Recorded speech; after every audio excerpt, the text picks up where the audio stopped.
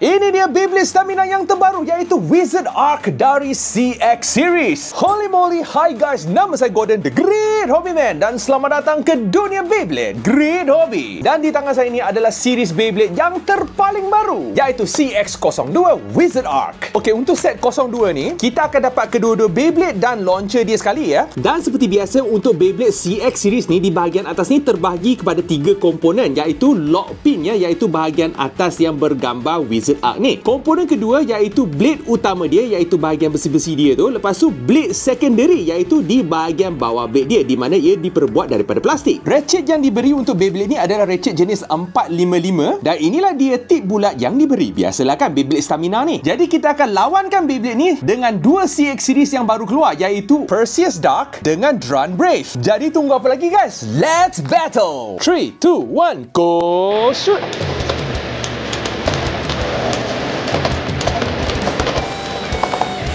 Three, two, one, go shoot!